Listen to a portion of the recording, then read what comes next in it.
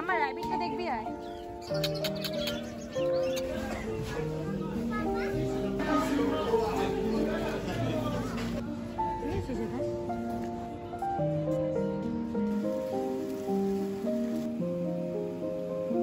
Hello everyone, আমি সুমনা। আমার নতুন একটা ব্লগে আপনাদের অনেক অনেক স্বাগতম। এর আগের ব্লগে আপনাদের দেখিয়েছিলাম ব্রাসেলের এই ওপেন মার্কেটে কি কি ফ্রেশ ভেজিটেবল আর ফ্রুটস পাওয়া যায়। আর ওই ব্লগেই মেনশন করেছিলাম নেক্সট ব্লগে দেখাবো, মানে আজকে আপনাদেরকে দেখাবো এখানে ওপেন মার্কেটে মাছের দোকানে কি কি মাছ পাওয়া যায়। আর সেটা দেখানোর আগে আপনাদেরকে আরেকটা জিনিস দেখাই। এই যে দেখতে পাচ্ছেন এখানে কত রকম পাখি থেকে শুরু করে খরগোশও রয়েছে। আর এইগুলো এই ওপেন মার্কেটেই বিক্রি হচ্ছে। এটা দেখে তো আমি খুবই খুশি হয়ে গেলাম আর জিজ্ঞাসা করলাম এই পাখি বা খরগোশ বাড়িতে রাখতে গেলে কোনো রকম পারমিশন নিতে হয় কিনা।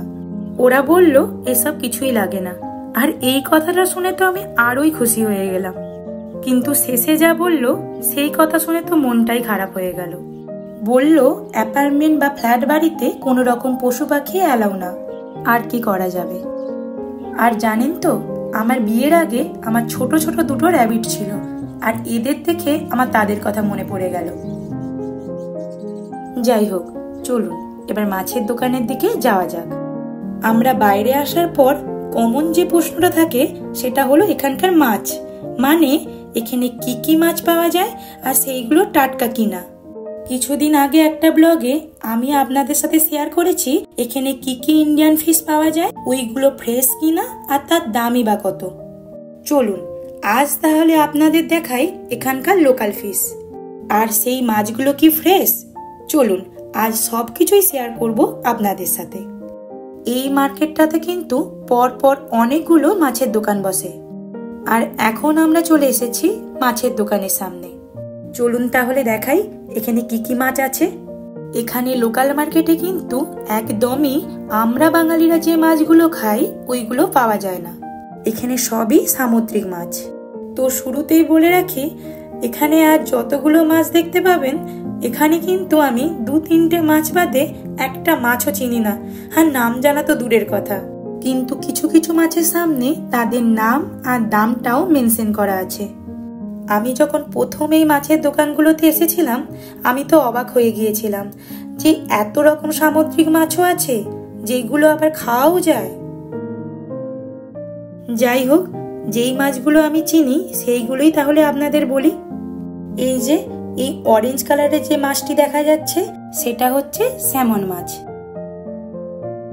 আর এই ফিশটা হচ্ছে টুনা ফিশ। আর এটা তো চিংড়ি মাছ। আর এই দিকে আছে কাঁকড়া, ঝিনুক আর লবস্টার। আর এই মাছটার নাম হচ্ছে পাঙ্গাস মাছ। আর এটা হচ্ছে বার মাছ। আর এই দিকে আছে স্কুইড। আর এই মাছগুলো কিন্তু সব ফ্রেশ। চলুন, অনেক তো মাছ দেখালাম, এবার একটু মাছ কিনে নিই। ওই এখান থেকে নেব একটু চিংড়ি আর স্যামন। আর এখানে কিন্তু অনেক ধরনের চিংড়ি পাওয়া যায়, কিন্তু আজ দেখছি শুধু লাল চিংড়িটাই পাওয়া যাচ্ছে, তো ওটাই একটু নিয়ে নিলাম। চিংড়িটার দাম ছিল 9 ইউরো পার কেজি, ওই 800 টাকা। আর স্যামন মাছের দাম ছিল পার কেজি 20 ইউরো, ওই 1800 টাকার মতো। আর জানেন তো, এই মার্কেটের একটা কিন্তু স্পেশালিটি আছে। বাজারটা যখন উঠে যাবে তার ঠিক আগে আগে এখানের সবজি, ফল, মাছের দাম এরা অনেকটা কমিয়ে দেয়। বেশি দেয় হচ্ছে সবজি আর ফল। আর এই মার্কেট থেকে বেরিয়েই দেখতে পেয়ে যাবেন মাংসের দোকান। আর দোকানটা ঢোকার মুখেই দেখতে পাবেন চিকেন গ্রিল হচ্ছে। আর এখানে সব ধরনের মাংসই আপনি পেয়ে যাবেন। আর সব থেকে বড় কথা, এই দোকানে মাটনও পাওয়া যায়। আর এই সব মাংসই কিন্তু ফ্রেশ। আমরা আজ আর কোনো মাংসই নেব না, কারণ ফ্রিজে অলরেডি মাংস আছে। এরপর কোনো দিন এলে এখানে কি কি মাংস পাওয়া যায় সেটা ডিটেলসে আপনাদের জানাবো। চলুন, আরো কিছু আমাদের টুকটাক কাজ আছে, সেই সব সেরে বাড়ি ফিরবো।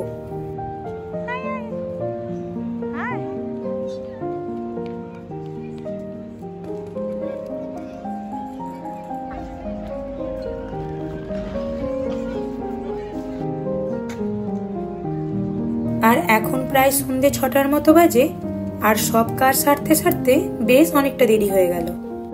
আর এখন আমরা এসেছি একটা বাবেল টিয়ের দোকানে। এই বাবেল টি একটা সময় আমার খুবই প্রিয় ছিল, এখনো প্রিয়, কিন্তু এখানে বাবেল টিয়ের দোকান খুব একটা চোখে পড়ে না। তাই হাঁটতে হাঁটতে চোখের সামনে দোকানটা দেখে সুযোগটা হাতছাড়া করলাম না। চলুন, নেওয়া হয়ে গেছে।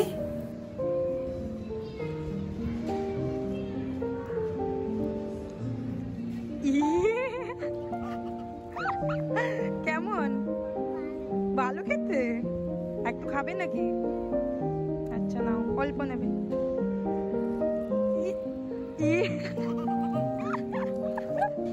কেমন? ভালো খেতে? ভালো খেতে? ঠিক আছে, চলো। এবার এই বাবেল টি খেতে খেতে বাড়ি ফেরা যাক। চলে এসেছি বাড়িতে, আর এসেই একজন তো মাকে হেল্প করার জন্য খুবই ব্যস্ত হয়ে পড়েছে। যা যা বাজার করেছি এখন সবও ব্যাগ থেকে বার করবে। ও ততক্ষণ বার করুক, ওইদিকে রাতের খাবারটা বানিয়ে নিই। আজ বানাবো গ্লাস নুডলস। আমরা যখনই কোথাও যাই, ফিরে আসার পর নয় নুডলস নয় পাস্তা, এই সবই বেশিরভাগ সময় বানাই, আর সেটাই আপনাদের সাথে শেয়ার করি। সত্যি বলতে সারাদিন বাইরে ঘোরাঘুরি করার পর বাড়ি ফিরে ভাত বা রুটি, আবার তার সাথে আবার একটা তরকারি, এত কিছু আর বানাতে ইচ্ছা করে না। যদিও ছেলের জন্য রুটিটা বানাতেই হয়, কিন্তু আমাদের জন্য এই নুডলস বা পাস্তা কিছু একটা বানিয়ে নিই। খুব তাড়াতাড়িও হয়, আর আমাদের খেতেও ভালো লাগে। প্রথমে দেখতেই পেলেন চিকেন আর যা যা সবজি লাগবে কেটে রেখেছি। আর এখানে একটা পাত্রের মধ্যে নুডলসগুলো রেখে কিছুটা গরম জল দিয়ে ওই 10 মিনিট রেখে দেব। 10 মিনিট পর জলটা ঝরিয়ে নেব। এবার এখানে একটা সস রেডি করে নেব। প্রথমে নিয়েছি একটু chilli flakes, light soya sauce, dark soya sauce, একটু চিনি আর একটু সেসিমি অয়েল, ব্যাস।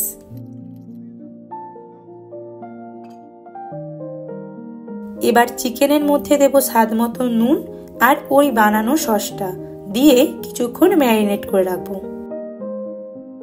এবার এখানে তেল গরম হয়ে গেলে কেটে রাখা রসুন কুচিটা দিয়ে হালকা ভেজে পেঁয়াজ কুচিগুলো দিয়ে দিলাম।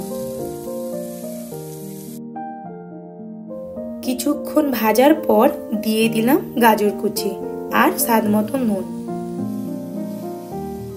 এবার এটাকে কিছুক্ষণ ভেজে দিয়ে দেব কেটে রাখা মাশরুমগুলো।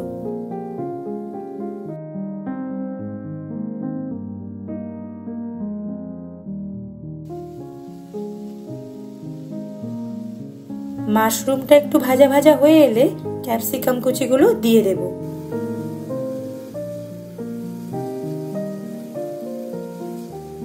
এবার সবগুলো ওই 5 মিনিটের মতো ভেজে এবার এখানে আমি ওই চিকেনটা ভেজে নেব।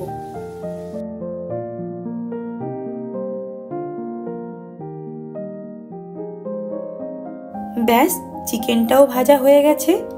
এবার এখানে ডিমটা দিয়ে দিলাম, আর দেব স্বাদ মতো নুন আর গোলমরিচ দিয়ে ভেজে নেব।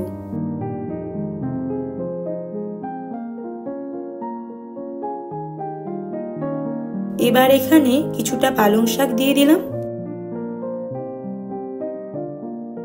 ওই 5 মিনিট একটু নাড়াচাড়া করে দিয়ে দিলাম গ্লাস নুডলসটা, আর দেব ওই বানিয়ে রাখা সসটা।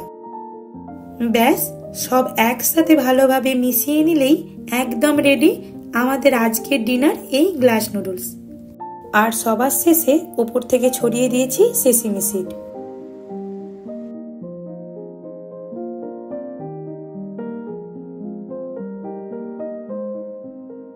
চলুন এটা অচিন্তকে দিয়ে আসি, তারপর আপনাদের দেখাচ্ছি আমরা আজ কি কি বাজার করলাম। এই হচ্ছে আজকের বাজার, সব সবজি, ফল আর মাছ। চলুন তাহলে আজকের মতো ব্লগটা এখানেই শেষ করছি। যদি ব্লগটা ভালো লেগে থাকে তাহলে অবশ্যই like, comment, share and subscribe করতে ভুলবেন না। সকলে খুব খুব ভালো থাকবেন, সুস্থ থাকবেন। আবার দেখা হবে খুব তাড়াতাড়ি নতুন কোনো একটা ব্লগে। ততক্ষণের জন্য বাই বাই।